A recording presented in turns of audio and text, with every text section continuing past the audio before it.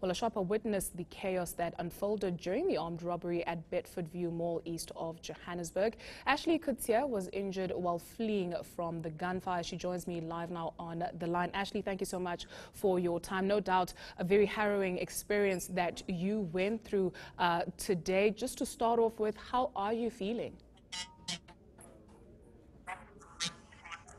I'm still in shock. I think it's really going to only hit me tomorrow.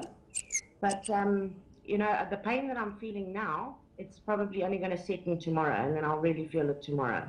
Actually, just give us a sense of when your senses were actually alerted to the danger that was around you, when you were made aware.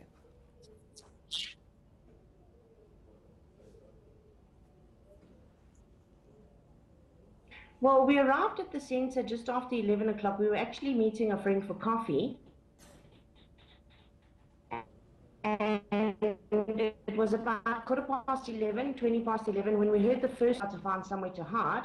So we found this one counter that was in the middle of the mall, and we all sort of just scrambled to go and hide there and just wait to see what was happening. But as we were doing that, I looked up, and this guy was about 10 meters away, and I saw him holding this gun, and he was firing it. And you know, everybody says in a situation, this is what you're supposed to do, but when you're actually in that situation, you just freeze, you fear for your life.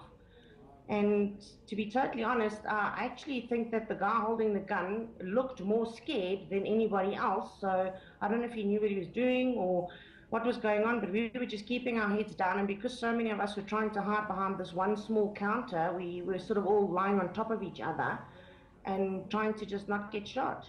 You just said the gunman was about 10 meters away from where you were. I mean, in a situation like that, as you pointed out, you think you'd react differently, but you actually don't. Did it actually feel like a lifetime? Do you remember how long this incident actually happened for? Well, that was the first shooting, because there were two sets of shooting. The first shooting, when we were hiding behind the counter, I actually felt very lightheaded, but I was just sort of battling to breathe and sort of keep it together, thinking, okay, is this my last moment? Is this my last thought? And, you know, making sure my husband was right there with me. And he said to me, just keep your head down, keep your head down. And, you know, it felt like a long time, but obviously it was only 2 or 3 minutes. And then the shooting stopped. And when we all stood up and looked around, there was just smoke, gun smoke, and the smell of the guns. It was terrible, and we thought, okay, we've survived this, it's now over. But we didn't know that two of the perpetrators were actually hiding in a shop, and they decided to shoot their way out of the shops.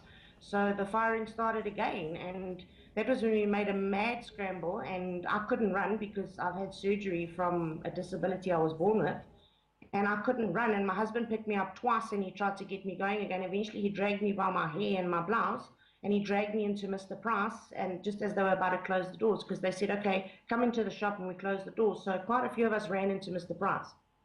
Ashleigh, please just hold on for us. We'd just like to bring a video and show our viewers exactly what happened at that moment. Take a look.